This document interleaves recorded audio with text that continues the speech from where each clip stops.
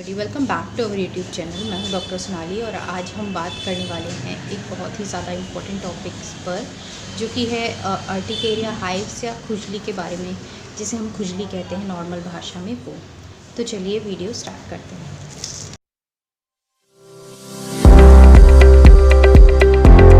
मैंने कहा कि आज हम बात करने वाले हैं अर्टिकेरिया हाइव्स या फिर जिसे हम ईचिंग या खुजली कहते हैं। तो पहले बात कर लेते हैं ये होता क्या है। किसी भी हाइव्स को या अर्टिकेरिया को उससे जाना जाता है, मतलब ये क्या होता है कि एक्चुअल में ये रिएक्शन होता है हमारी बॉडी का, हमारी बॉडी की जो स्किन है ना उसका, हमारी बॉडी का ही रिएक्शन होता है स्किन पे जो कि दिखता है। इसमें क्या है, रिएक्शन किन किन कारणों से हो सकता है ये जानते हैं। तो इसके बहुत सारे कारण हो सकते हैं, जैसे कि किसी भी चीज़ से इरिटेट हो जाना। अब इरिटेट होना तो बहुत सारी चीज़ हो सकती है, किसी फूड से, जैसे कि मूंगफली। सबसे ज़्यादा आपने देखा होगा कि लोगों को पीनट से एलर्जी होती है, पीनट से इन्फेक्शन, पीनट से उनको रैशेस आ जाते हैं। या फिर किसी को इन्वायरमेंट में चेंजेस के कारण, कोल्ड के कारण, एक्सेस अगर ठंड है उसके कारण, बहुत ज़्यादा गर्मी है उसके कारण, कुछ स्पेशल फूड वगैरह खाने के कारण, कुछ मेडिकेशंस ऐसे होते हैं, मेडिसिन्स ऐसी होती हैं जिसके कारण रैशेस देखने के लिए मिलते हैं। अगर इस तरह के रैशेस जो हैं या बॉडी में इरिटेशन के कारण जो प्रोड्यूस हो रहे हैं तो हम उसे हाइव्स भी कहते हैं। हाइव्स एक्चुअल में थोड़ा सा ऊपर उठा सा दिखेगा आपको, जहाँ पे आप खुजाएंगे या जहाँ पे इसका रिएक्शन होगा वहाँ पे आपको लाइन टाइप की दिखेगी जो कि रेड होगी।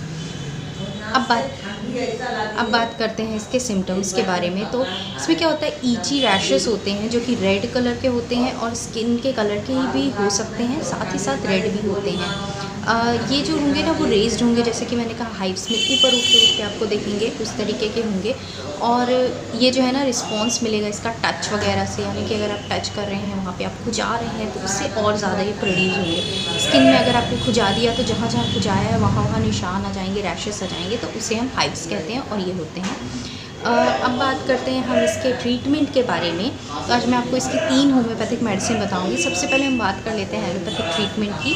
तो एलोपैथी में इसके लिए जो ट्रीटमेंट है वो है, ऑफकोर्स आपको एंटीहिस्टामिन्स लेनी पड़ेगी, आपको जो स्टेरॉइड्स हैं वो लेने पड़ेंगे और एंटीहिस्टामिन लेनी पड़ेगी। इसके अलावा ट्रीटमेंट में सबसे पहला पॉइंट जो एलोपैथी किसी भी आप बुक में या कहीं भी आप गूगल में देखेंगे तो वो मिलेगा, अवॉइड करें आप कॉज के, मतलब कि उन कारणों से, उन सब चीज़ों से, उन सब्सटेंस से आप दूर रहें जिसके कारण आपको ये कॉज होता है। अगर आपको ठंड के कारण होता है तो आप ठंड से बचें, गर्मी में हो रहा है तो गर्मी से बचें, हाँ ठंडी जगहों पे रहें। और अगर ठंड में हो रहा है तो थोड़ा सा कपड़े पूरे ओढ़ के पहने, उस तरह से रहें। अगर आपको मूंगफली से, जैसे कि मैंने कहा कि कुछ लोगों को पीनट से एलर्जी होती है, तो इस तरह की अगर चीज़ों से एलर्जी है तो आप उन्हें ना खाएं या उससे बचें, क्योंकि कॉज से सबसे पहले आपको बचना है। मतलब कि आपको उस जगह पर नहीं जाना है जिससे आपको, या वो चीज़ नहीं खानी है या वो मेडिसिन नहीं लेनी है जिससे आपको ये हाइसी या फिर खुजली या ईचिंग हो रही है।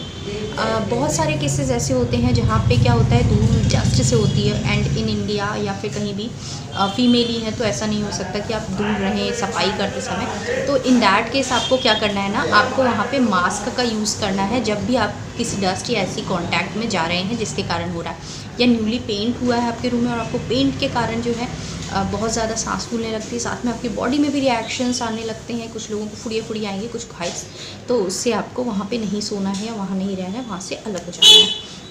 देन बात करते हैं इसकी होम्योपैथिक मेडिसिन के बारे में। तो होम्योपैथिक मेडिसिन जो है ना वो तीन बहुत मेन होम्योपैथिक मेडिसिन है। तो सबसे पहली जो होम्योपैथिक मेडिसिन है वो होती है डल्का। होम्योपैथिक मेडिसिन के बारे में, तो होम्योपैथिक मेडिसिन में जो सबसे पहली मेडिसिन आती है वो है डल्का मारा। डल्का मारा बहुत अच्छी मेडिसिन है उस कंडीशन की जहाँ पे ईचिंग हो रही है और बहुत ज़्यादा मतलब वर्स कंडीशन है, कोल्ड के एक्सपोजर में जाने से खुजली हो जा रही है, हाइव्स प्रोड्यूस हो रहे हैं, या फिर बॉडी में चिकट्टे उठ रहे हैं या फुड़ियाँ हो जा रही हैं, ब्लीडिंग, अल्सर वगैरह है, रेड स्पॉट्स आ रहे हैं, या फिर कहेंगे कि अर्टिकेरिया जिसे हम खुजली या हाइव्स कहते हैं वही एक्सपोजर में जाने के कारण है। साथ ही साथ क्या हो रहा है, अगर आप वहाँ जा दे रहे हैं तो खून आ जा रहा है और ऊँचा उठा हुआ ऐसे हाइव्स हो रहा है वहाँ पे।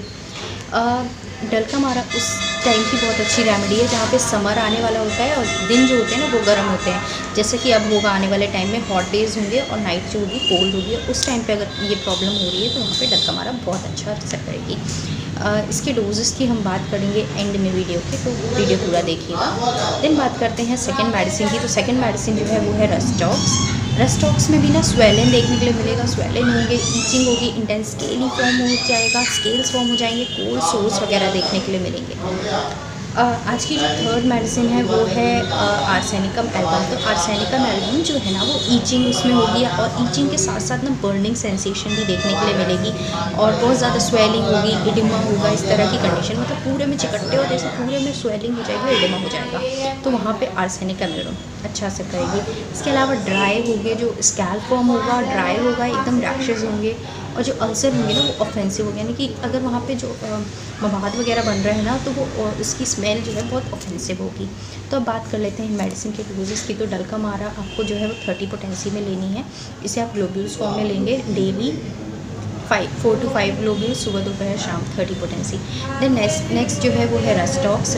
रस्टॉक्स को भी आपको जो है ग्लोब्यूल्स में बना के लेना है, सुबह दोपहर शाम जो है इसे लेना है।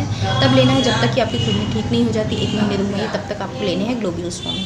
देन आर्सेनिकम एल्बम भी 30 पोटेंसी में ही लेनी है ग्लोब्यूल्स में, 4 to 5 ग्लोब्यूल्स सुबह दोपहर। और अगर आप ग्लोब्यूल्स नहीं ले पा रहे हैं, आपके पास ग्लोब्यूल्स अवेलेबल नहीं है, तो आप जो है लिक्विड में ले लीजिए। आप 2-2 बूंद से लीजिए, हर मेडिसिन आप 2-2 बूंद जो भी मेडिसिन आप लेंगे ले सकते हैं, और वहाँ पे ये बहुत अच्छा असर करेगी। तो चलिए आज का वीडियो यहीं एंड करते हैं। बैकग्राउंड साउंड के लिए सॉरी, मैं क्लिनिक में हूँ।